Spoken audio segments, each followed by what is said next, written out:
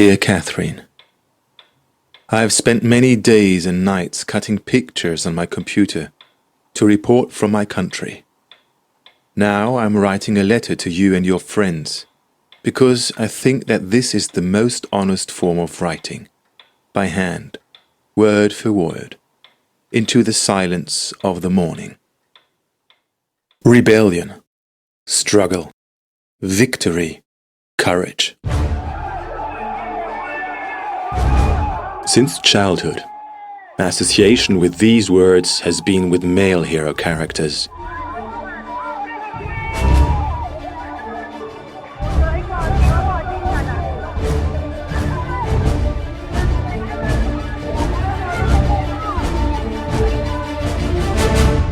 Che Guevara, Nelson Mandela, Mahatma Gandhi, all were legendary resistance fighters of the last century. But after hearing the names Rosa Parks, Simone de Beauvoir or Angela Davis, I came to understand how powerfully women have shaped world history. And those are only a few names. Maybe you don't believe you are able to appreciate today the achievements of such militant women because in the West, women appear to have achieved the same rights as men.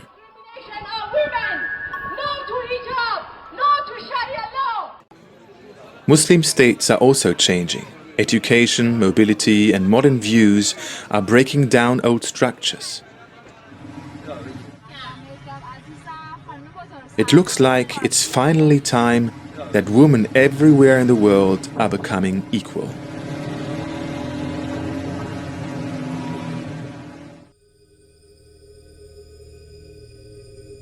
While you are watching these pictures, there's a country where the situation is rapidly escalating, where women are uniting with all their might to fight for their rights. I am talking about my homeland, Iran.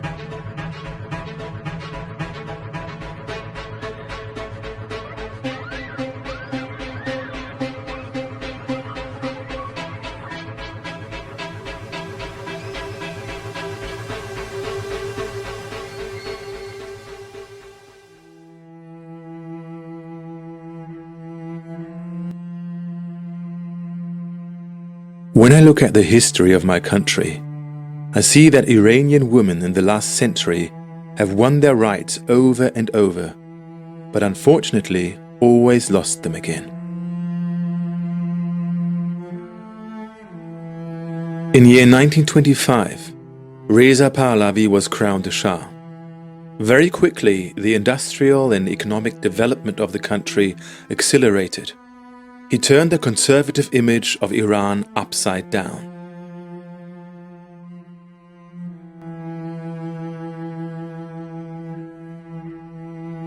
Women played no role in the implementation of this development because they were excluded from public Islamic society.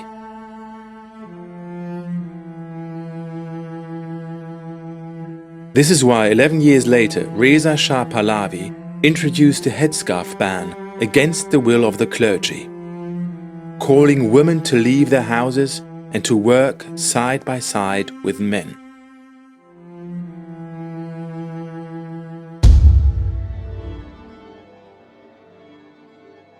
In 1941, Muhammad Reza Pahlavi, son of Reza Pahlavi, was appointed Shah and relaxed the laws even further.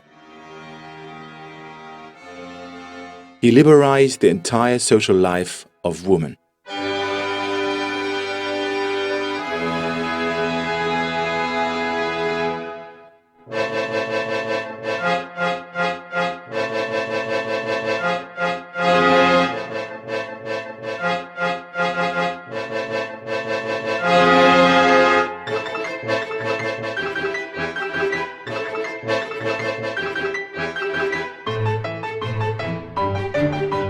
Step by step, through modernized laws and government support, the proportion of women in professional and public life increased noticeably.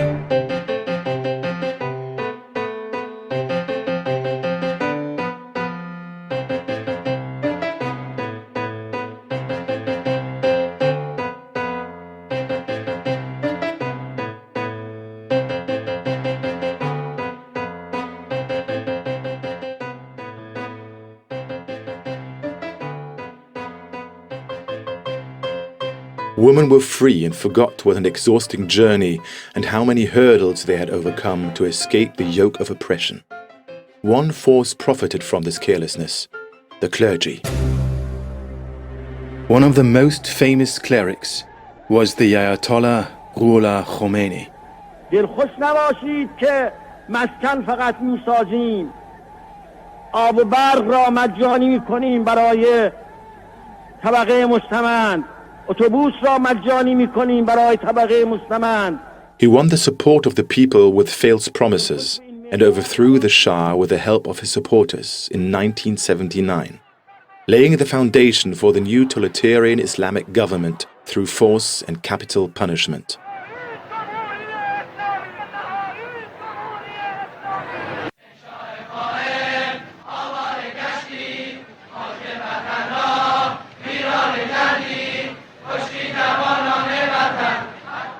Many 30 and 40 years old Iranians, like me, believe today that a nation that forgets where they come from is doomed to repeat it. اسلام نمیذارد که لخت برن توی این دریاها شنا کنن، پوستشون رو میکنن.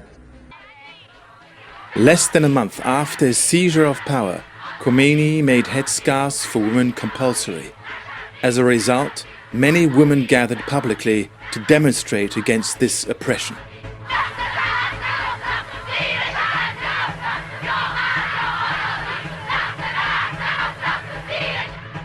Ultimately, they were unsuccessful, and compulsory headscarves for women became law.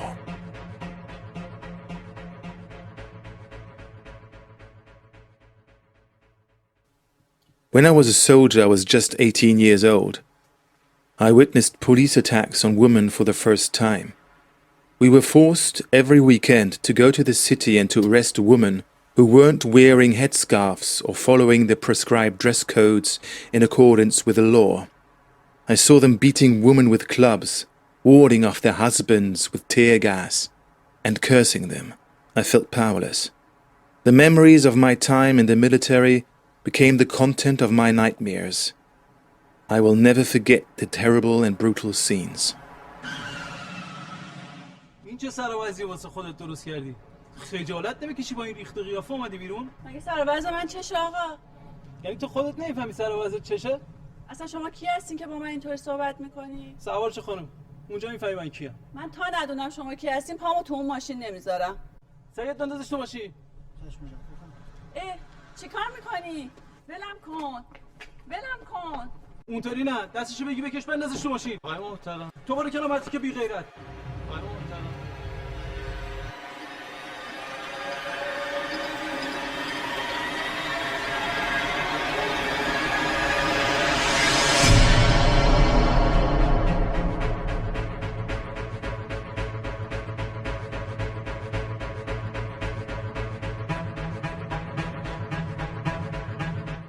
Despite repression by a regime of censorship and corruption, many women resisted and rebelled against the dress codes. Despite the courageous protests, the desired change did not eventuate, until now.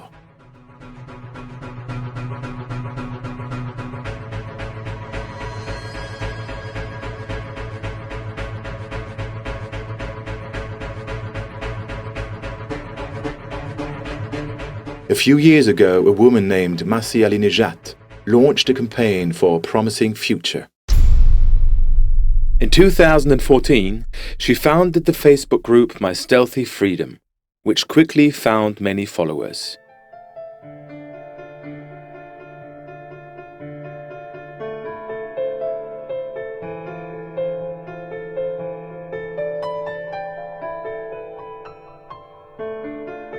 Iranian women used this platform to share photos, experiences, and opinions, reporting paternalism and repression.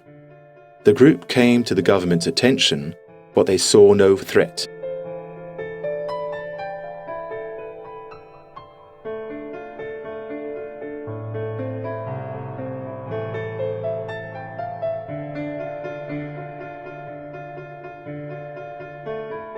Men also posted photos of themselves wearing headscarves as a sign of solidarity.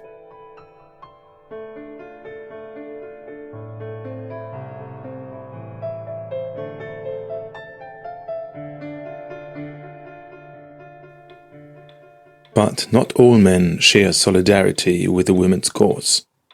Most men talk about the heavy burdens that are crushing my native Iran: poverty, unemployment, inflation, sanctions, and so many other problems. You know what I think? I think these men are afraid to really fight for a change in the economic situation. They prefer to criticize the women for their desire for equality. They claim that women are not concerned about the real financial worries of Iran. In 2017, Masih Ali-Nejat launched the White Wednesday campaign. سلام مسیح جان، اینجا اکباتانه. منم به حمایت از چهارشنبه‌های سفید توی هوای گرم تابستونی شال خودم برداشتم. تا الان که چیزی نشده. به امید اون روزی که کسی برای آزادی داشتن مجبور نشه از کشورش فرار کنه. چهارشنبه‌های سفید.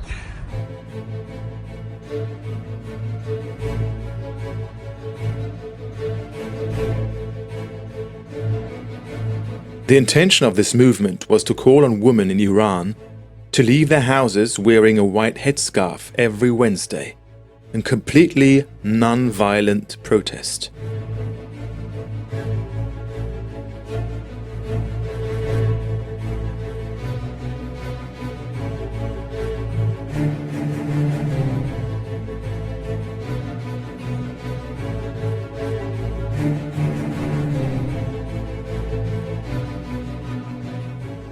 سلام مسیح جان، ما برای حمایت از چهارشنبه‌های سفید اومدیم میدان مرکزی شهر. بدون که تو هیچ وقت تنها نیستی، ما همیشه با تو هستیم، مراقبتیم و همیشه هواپای تو بودیم و خواهیم بود. ما خانواده توییم و نه میگیم به حجاب اجباری و امیدوارم که یه روزی همه پرنده های قفسی به خونه هاشون برگردن.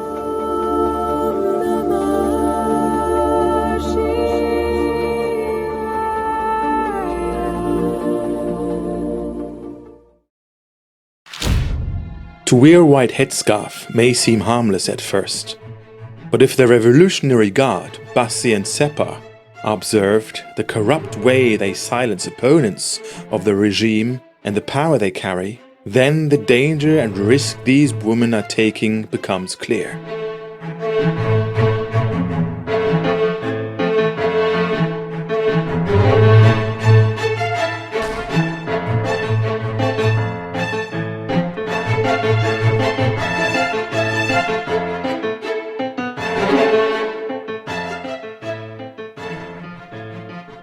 The dreaded Revolutionary Guard are authorized to investigate into the deepest privacy of any citizen, without any permission required.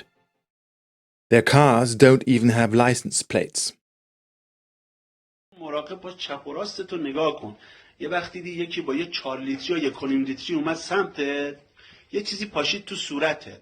بعد که باشه تو صورتت دماغ اینقدید میشه اینقدر. خیلی حواست بشه خودت.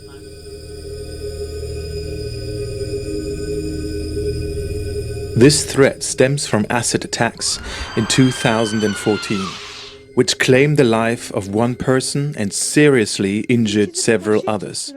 All victims were women not wearing headscarves according to the prescribed dress code. All women claimed to have no enemies. Suspicion quickly fell on the regime and the Revolutionary Guard.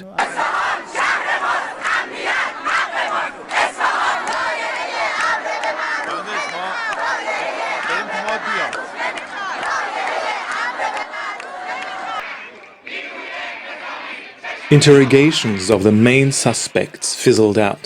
There were never any legal proceedings and the case files were closed. Torture and persecution of those who did not follow the rules of the moral guard continued undisturbed. After reviewing a lot of videos by activists, I observed that radicals justify their maltreatment or assault by saying, wearing the headscarf is the law, and the law has to be respected. But where are the human rights? Everyone has the right to freedom and autonomy. These rights are universal and should therefore apply in my own home country of Iran. These rights are universal and should therefore apply in my home country of Iran. If every other way of living is wrong and only your own is true, then the state is totalitarian. من قانونی که اشتباه رو عوض میکنم. قانون از بردهداری هم قانون بود. باید حجاب رعایت کنه. جامعه اسلامیه که انقدر دزد و فساد و اختلاس توشه. من فقط به اونا کار نداری، میای به حجاب من گیر میدی. اونا که دارن پول مردم رو میخورن کاری نداری بهشون. به حجاب من که چیز شخصی اومدی گیر میدی. I was in London and I was stopped by a man, angry man, telling me that you're ugly woman, you're ruining the image of our beautiful country. I said, no, wait a minute. I'm not ruining the image of my beautiful country. I am ruining the image of the policy makers. I am ruining the image of oppressors. But he was not convinced. That didn't bother me. What bothered me? He called me ugly. But I'm sure in the eyes of my son, I'm a beautiful mother. In the eyes of my mother, I'm a beautiful daughter. In the eyes of my husband, I am a beautiful wife. I am the most beautiful woman in my own world. So guess what should I do? I got my camera. I ran after him. And I said, can you say that in my camera? Can you just say that what you said? Say that, I'm ugly? Say that on my camera. What happened? He couldn't. So I won the battle. He couldn't repeat himself in front of my camera. So I launched my version of Me Too movement. I asked women in Iran, use your camera when you get sexually harassed in the street, when people attack you, when the morality police attack you. Just get your camera. My camera is my weapon. They made the following sentence into a slogan: our camera is our weapon. The camera became the weapon of the women's movement. The women filmed and exposed their opponents publicly. The police and Revolutionary Guard were able to protect their supposedly upright facade on state television, but not on the internet.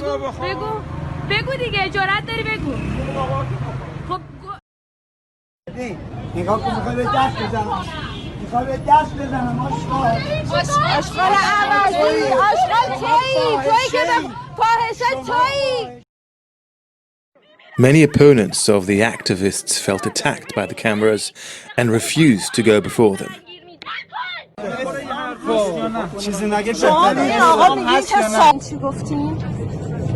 آقای محترم کثافت کاری چه مملکت خواهر من هیچ وقت فیلم نگیر به کسی ربطی نداره که ما بی حجاب هستیم یا نیستیم. به شما چه ربطی داره؟ به من ربط شما داره. چی کاره هستید؟ من ربط داره. چه ربطی داره؟ مسلمانم. شما مسلمانم به شما دارم تو. و پرخوش نکنید، با آمرانه صحبت نکنید. این باعث میشه اینا مثلا معمولا دوربین در میارن از شما فیلم میگیرن. آقا بگین دیگه، حرفتونو بزنین. الان چرا نمیزنین؟ مگه کار بعدی دارین میکنین الان؟ باشه مأمور خانومتون هم بگین بیا.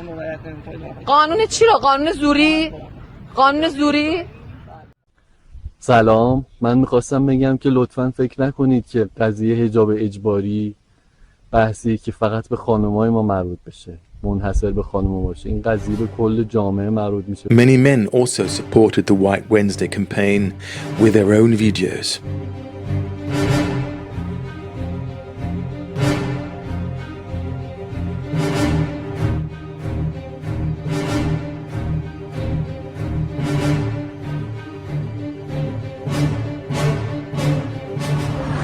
خانوم جمعه میان میدوین، هم چشم مردم شهر عادت میکنه هم ما ورزش میکنیم.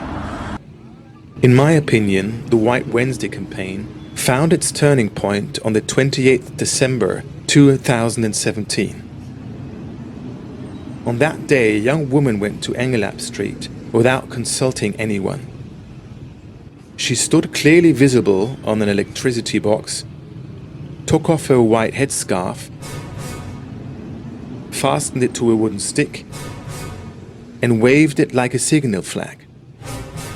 The signal was protest. Shortly after, she was arrested, and since her identity was completely unknown, she was referred to as the girl on Enghelab Street. She became a heroine.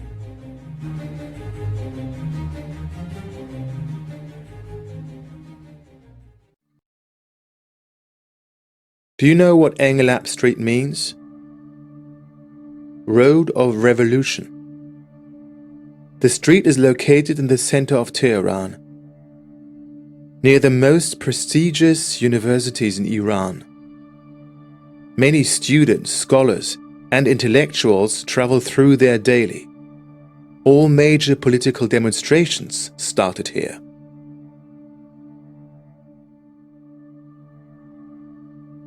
The girl on Enghelab Street really touched me at that time. When I lay in bed at night, I saw her in my thoughts, and I had many questions. Is she an ordinary middle-class woman? Does she have a family who cares about her now? Does she have children? A husband? Does she regret her actions now? I am ashamed to think that all these answers could be positive, because all my life I have believed that I'm an ordinary person, and I have to wait for a political activist before I'm prepared to fight as well. Questions about who she is and where she was taken were posted more than 19,000 times in the following 24 hours. هیچ کدوممون نمیدونیم این زن کیه و الان چه اتفاقی واسش افتاده، الان کجاست و چه بلایی سرش اومده. و من میخوام از بقیه خانوما از این به بعد به جای اینکه روسریشونو بندازن و عکس بگیرن، روسریامونو سر روسری و شالای سفیدمونو سر چوب کنیم و تکون بدیم و هممون عکس و فیلم برسونیم و پشت این دختر رو بگیریم. این دختر یه قهرمانه. Although the disappearance and cover-up of killings of arrested political activists in Iran had become normal, people did not give up. A wave of outrage arose. Both women and men imitated her actions on many other streets.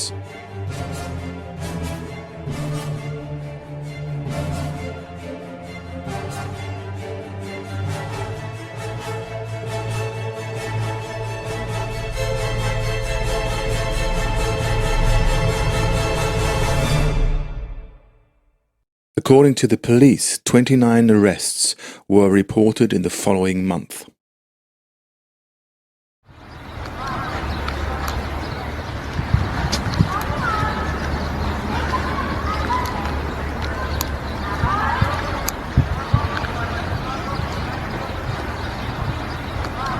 After about 25 days of futile search, there was finally news about her.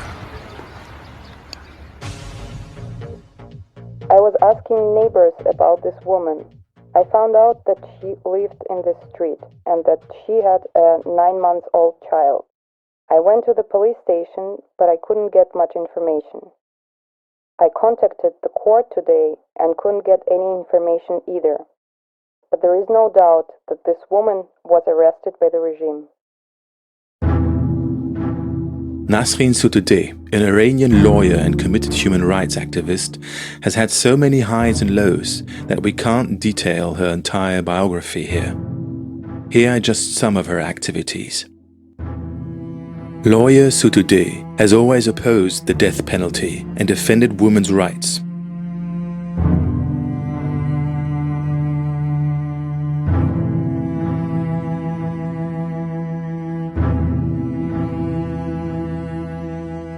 In 2010, she was serving a prison sentence of 3 years.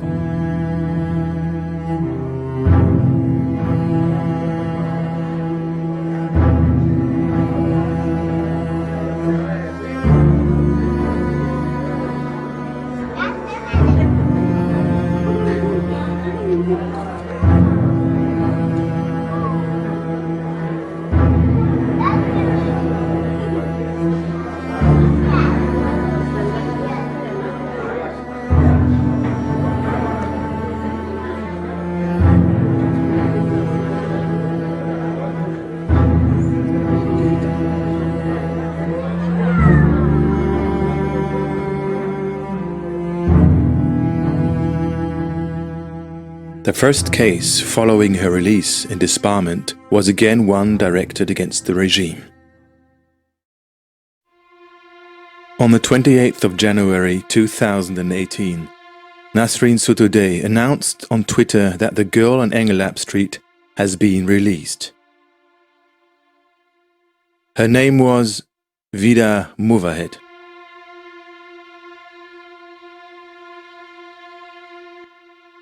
A day later, a woman named Nargis Hosseini climbed on the very same electricity box as Vida Movahed and became known as the second girl on Enghelab Street.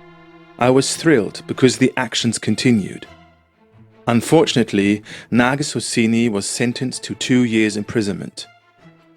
Nasrin Sotoudeh declared the verdict unfair and accused the judiciary of having chosen such a harsh punishment to deter further rebellion.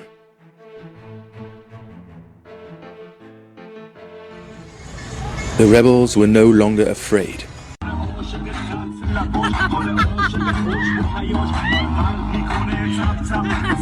The time of unmistakable knocking on car windows was over.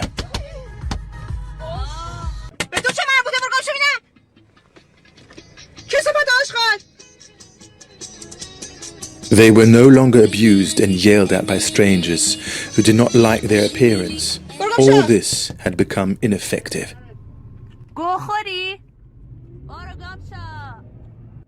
مگه مملکت پلیس نداره؟ شما شغلت چیه؟ پلیس مملکت اینجا نیستش. خب اوکی، شما زنگ بزن پلیس بیاد. زنگ بزن پلیس بیاد. مرتی که فکر کردی همینطوری امر معروف و نهی از منگه همینطوری زرزر میکنی؟ گم شو ببینم اینجا. کثافت وحشی. گوه میخوری به من دست میزنی. بتوشه دوست نداره. ربطی نداره. دستی که هستی به تو چه ربط داره؟ به تو چه ربط داره؟ وظیفه شرعی وظیفه شرعی نیست. ربطی نداره. نمی‌کنم به تو هم ربطی نداره. باشه بخوام ببینم چجوری می‌خوای بخوابونی. I must confess that one by one my Western heroes have been overshadowed by the courageous woman on Enghelab Street. My heroines have become Nasrin Sotoudeh, Vida Movahed and all the other women on Enghelab Street. Why? Because unlike those legendary heroes of the past, these activists are fighting for something that's happening here, today, in front of public. The women are threatened with acid attacks, torture, often with fatal consequences, kidnappings of their children or family members. For me, they are the courageous heroines of the present.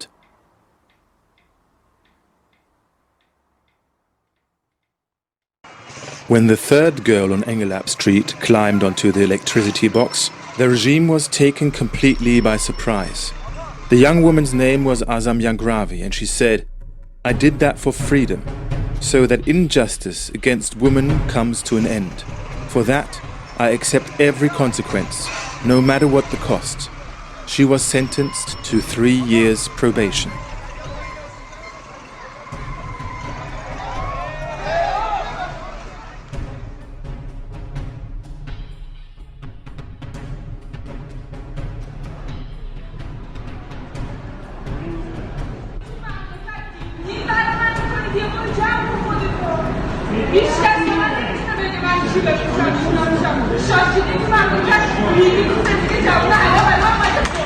Even the appearance of the clergy did not intimidate her anymore.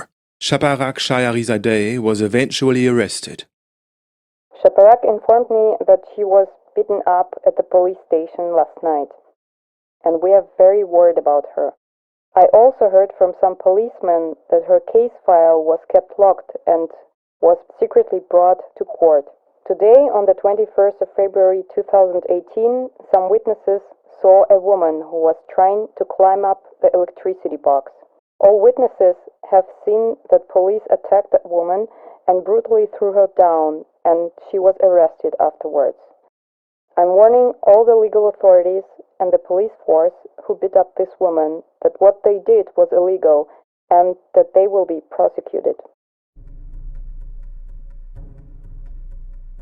When a video recording of this was circulated, viewers were deeply concerned, resulting in a wave of criticism against the police and their handling of the woman.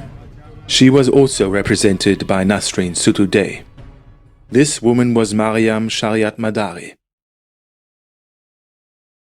I know that many of these women were being tortured at the police station. The women who were in jail were sending me photos of their broken fingers and broken legs.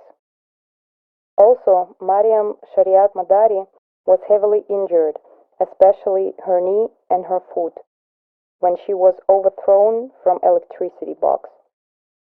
Another lady who wanted to stay anonymous was sending me a picture of her broken hand.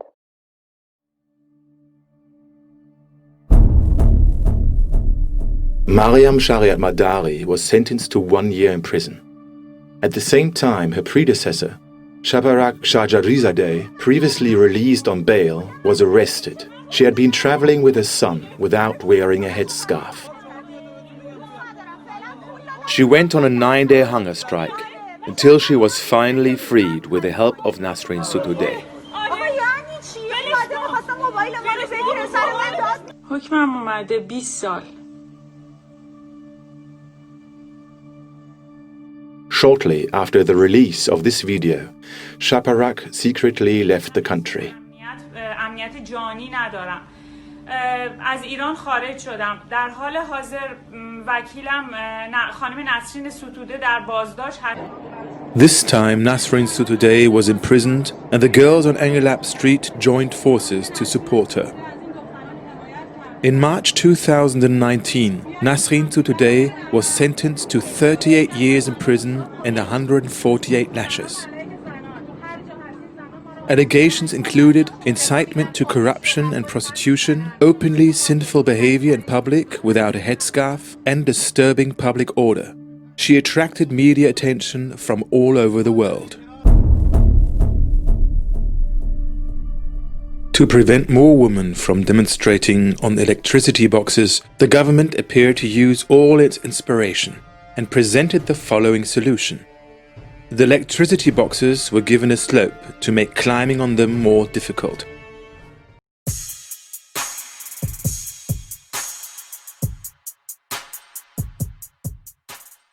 How the people searched daily for new ways of demonstrating and protesting fascinated me. As an example, one man changed himself to a Latin and threw the keys into the courtyard of the Turkish embassy to gain more time. In October 2018, a woman climbed a hill on Enghelab Street to protest.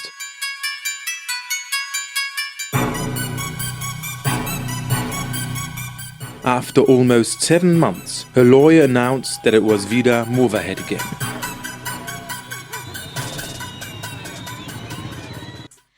But who said that hijab is a small issue? And who said that we are fighting just for a piece of cloth? No, we are fighting about human dignity. We are fighting about our identity. Because from the age of 7, when you want to go out in public, you have to be someone else. And be honest with me, each of you. Every morning, when you want to go out, you think about bigger problems in the world? No, you think about your appearance. You think about your dress. You think about what you're going to wear. And this is your identity. So, who said that this is a small issue in Iran and female politician has so many bigger problems to solve? While the government of Iran deports you from the airport of Iran if you say no to compulsory hijab. So you won't be allowed to fix bigger problems in Iran just because of this small issue. So that is why I say that the European female politicians are hypocrites because they stand up with the French Muslim women and condemn the burkini ban because they think compulsion is bad. But when it happens to Iran, they just care about money. And they go to my country and they ignore millions of those women who send their photos to me and put themselves in danger to be hurt and keep their smile and wearing hijab and saying this is a cultural issue, which is wrong. This is the most visible symbol of oppression, and we have to stand all together and bring this wall down. Thank you so much.